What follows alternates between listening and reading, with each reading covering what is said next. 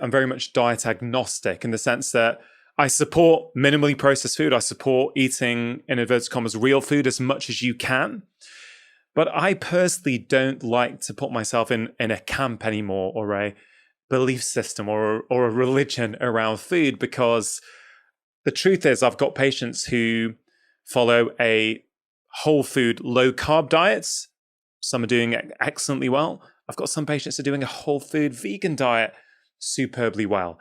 And so therefore it's like, well, I can't say that this is going to work for you or not. And I kind of feel as a healthcare professional that my job is, yes, to give the best advice I can, but also to trying to stay open-minded, trying to be agnostic in terms of which diet I subscribe to, and go, well, actually, what would you like to do? What are your beliefs? Because I could have a particular opinion, and then my patient might come in and go, look, I've got a moral problem or an ethical problem with eating animals.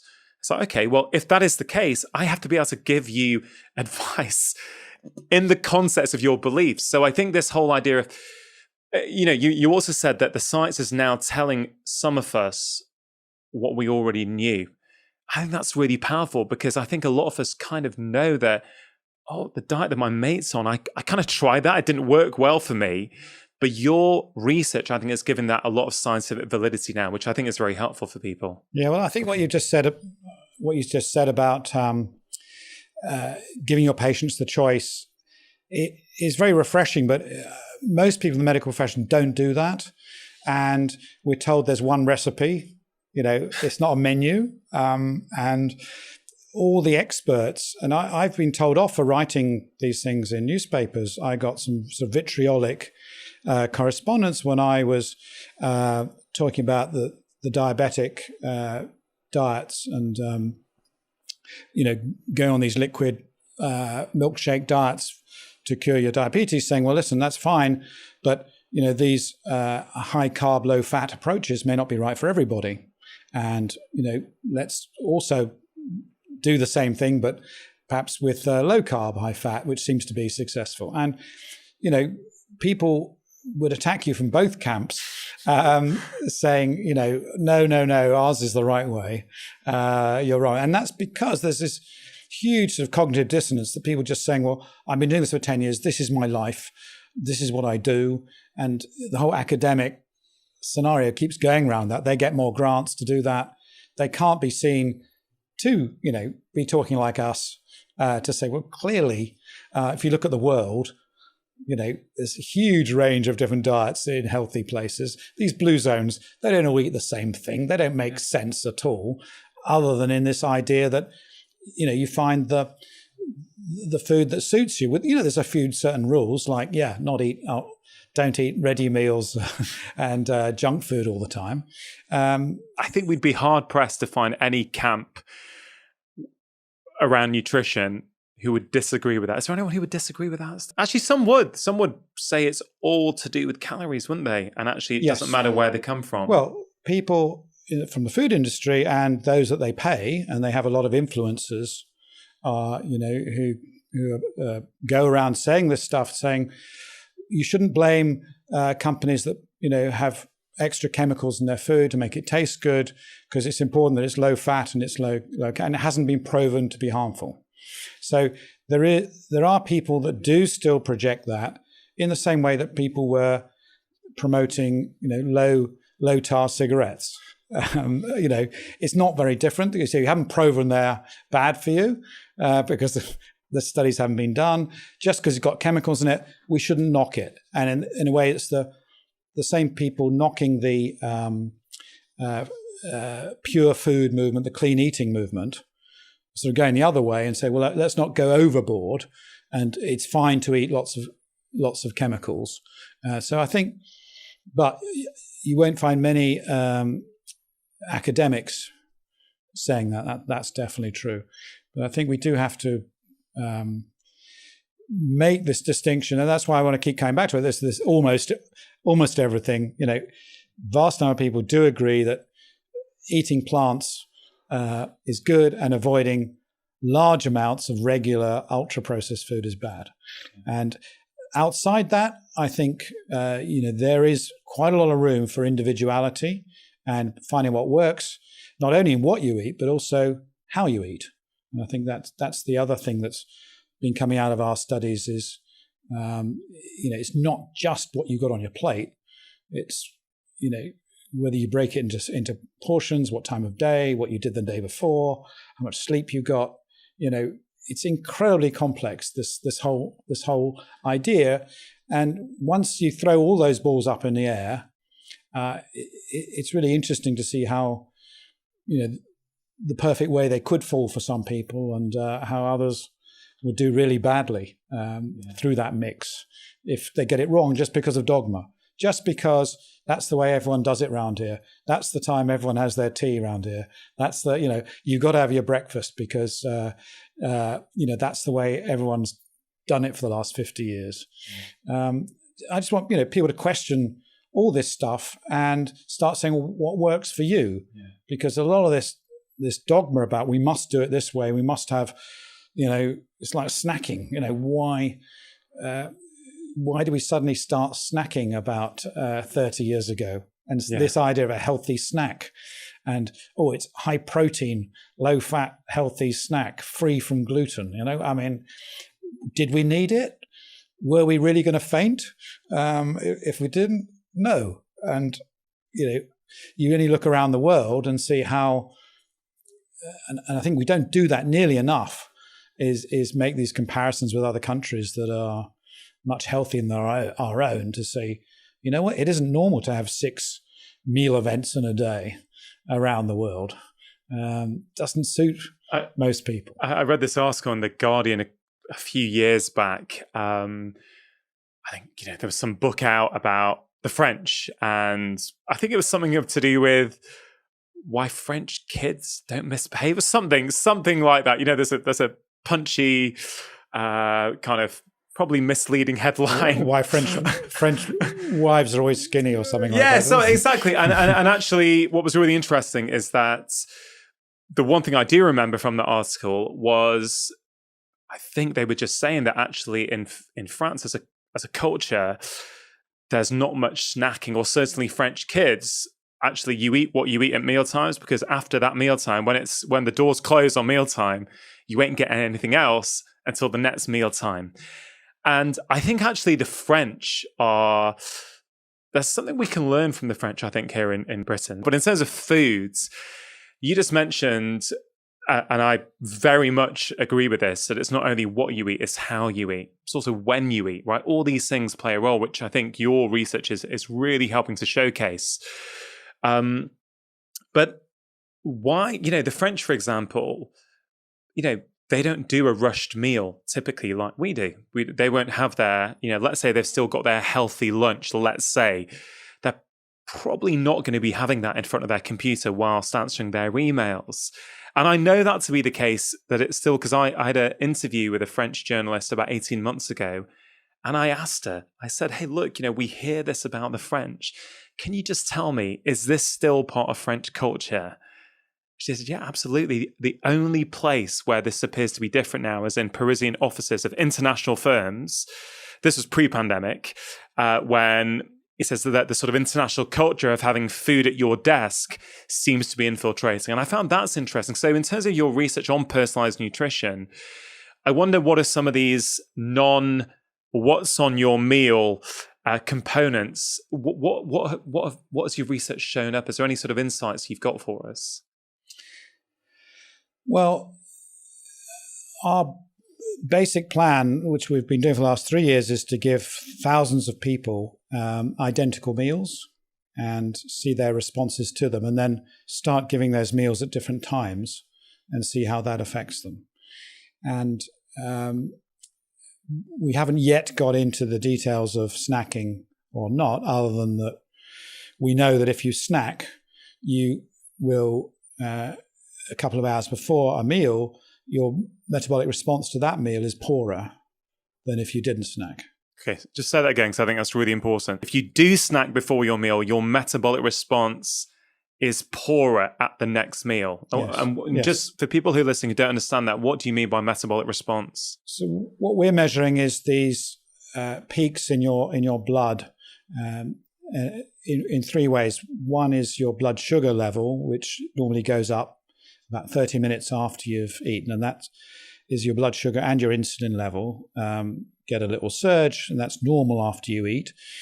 And we also measure your lipid levels. So triglycerides are one of the commonest fats in blood, and they go up after a meal. And we look at those 6 hours after a meal.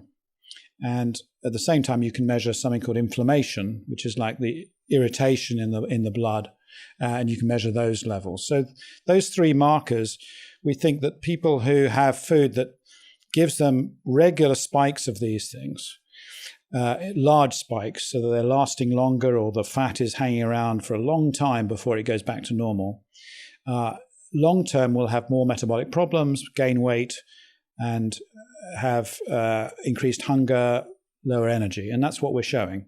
So what we're trying to do is to match what people eat with these responses and how they eat with these responses. And we're finding that so many things influence the height of that response, even with the identical food.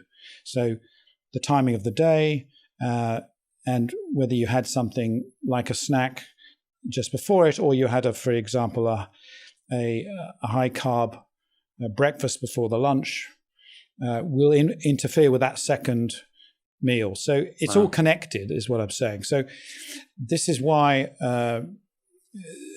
and it's not just the French, but the Italians, the Spanish, all the Mediterranean countries really don't snack at all like we do. They don't usually have a big breakfast, and many of them skip it, but they would always have a decent sized lunch where they take time out, at least half an hour to eat it. And in the evening they would have, and they don't eat in their cars. They don't eat in front of the telly. They sit down and have them, and they have more to eat, but they have less snacks. And I think this is probably where we've been going on. It's not just about calories. It's about the way we're eating and how that's changed in the last 30 years. I mean, obviously the quality of the food is also really important, because it is so much better in those southern Mediterranean countries than what we're eating. But I think better in what sense, Tim? Less processed, less sort of ultra processed and highly processed foods. What when we say better, what do we mean by that? Sure, very right to pull me up on the. No, I'm just because the whole point of what I'm writing about is that we shouldn't gauge quality of food by calories and fat level, or even sugar level. It's about the natural products, things that resemble the actual plants they came from, rather than some derivative put together as 20 chemicals. So people have different definitions of what ultra-processed food is, but if it's 10 or more chemicals and none of them are the original ones, it's not corn, it's the corn syrup, or it's the extract of something. That's ultra-processed food that has nothing to do with the originals, is poor quality food. In the UK, 50% of our meals are ultra-processed by those definitions. In the US, it's 60%. And in countries like Portugal in Europe, it's 10%. Wow, there you go. And it's not because Portuguese are rich. For those that don't know, it's just because they don't have a culture of eating this kind of cheap, ready meal, frozen foods that we've been overrun with. And it's no surprise that in Europe, we are the fattest, and in the world, the US are the fattest. It's a direct correlation. Yeah, I mean, you could almost, just that stat there in Portugal, 10% of their food comes from ultra-processed food products.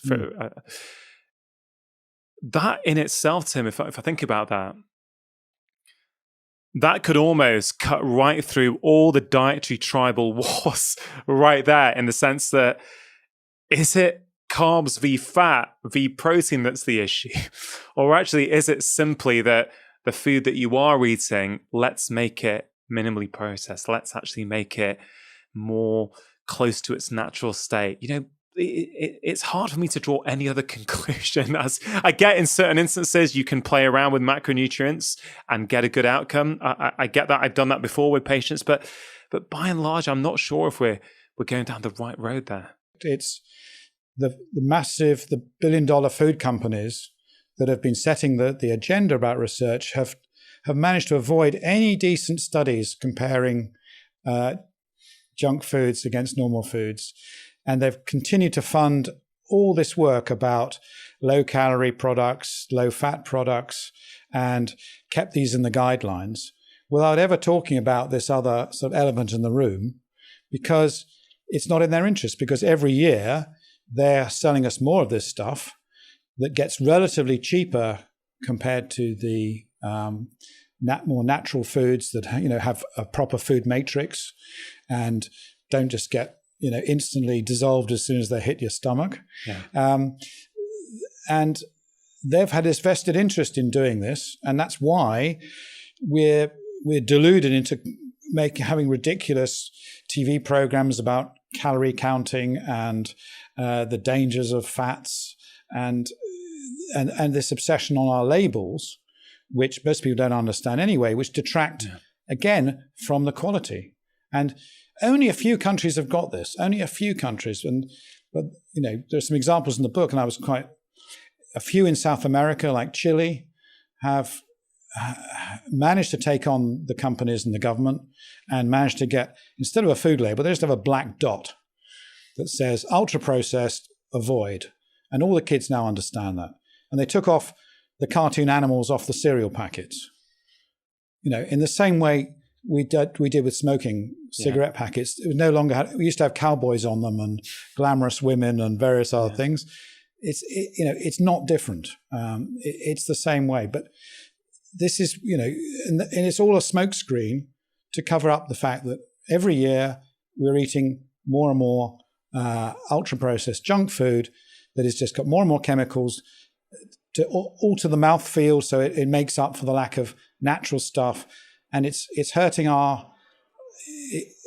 by having it sort of, it doesn't lend itself to a good meal, and so it lends itself to this perpetually snacking, grazing world, which is really bad metabolically for us. Yeah. And the one study that was done on this has clearly shown that you get these two matched meals to this randomized group. It was done by the NIH just over a year ago. And there's a clear difference in appetite and going back for more. If you give people buffets of both, they liked both foods equally. They were done to be highly appetizing. But the processed food made people, it didn't satisfy them. They kept going back for more. So they ended up eating 30% more. Yeah, that was Kevin Hall's study, I think, Yes. wasn't it? Yeah, I mean, remarkable. But what was remarkable is just how few studies there are like that. Why? You'd think, these are like drugs we take every day of our lives. If it was a medicine, every time there was a new processed food product, it would have to go through some testing, and the pharmaceutical companies have to spend $1 billion to get a new drug. These guys say, okay, it's fine. And if you complain, they say, well, you can't prove it's bad for us, therefore it's fine. So they've reversed the whole argument. I know. And you take that with, I have this particular thing about artificial sweeteners. Yeah. I've had arguments with these companies, and and they have these pressure groups and action against sugar, and they're sort of sponsored by the artificial sweetener companies, and their view is, well, show us the study that proves it's dangerous. And I would say, well, you don't do that for drugs. You have to first prove it's not harmful. Yeah, show us the study that proves it's safe, right? But in the Diet Myth, I think you spoke about artificial sweeteners, and I'm pretty sure you expressed a bit of concern about them. So what is your current view on artificial sweeteners? All the data suggests that when you do a clinical trial and you give kids or overweight adults either 2 cans of fizzy drinks with sugar or 2 cans of the diet equivalent, and you do that for 6 months or so, you do not see any difference in weight or diabetes risk or any other metabolic parameters. So there's no clear benefit from swapping from someone from a sugar drink to a a diet drink, except maybe for you're a dentist. Okay, so the dentists like it because definitely it's good for your teeth. And so that fact alone, think about it. In each, the average can will have maybe 150 calories, so people have 2 a day at least. That's 300 calories less. Why are these kids and these adults not losing some weight? Not, it wouldn't be massive, but we're told that would be about 15% of our intakes, right? So if you believe the calories in, calories out, actually they should lose weight. They don't. So clearly, in my view, something else is happening metabolically to these individuals. Either their brain is being reset by the sweetness chemicals, so it's at a neural level, or something is happening metabolically, and you are getting some change in insulin in ways we still don't understand. And I've put myself with monitors and given myself sucralose, and I can see I do get a sugar peak, my insulin peak, strangely, with the sweetness, which I can't explain. Or more likely, it's affecting our gut microbes. And so they don't know how to deal with these chemicals, which are all derived from things like petrol and paraffin, very ultra things that we were never supposed to eat. And so they produce weird chemicals in response.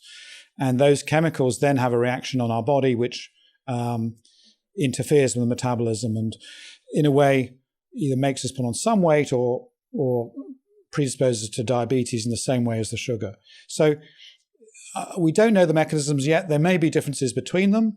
They definitely work in different ways. And some people might be okay with some and not with others because, I admit everyone is unique.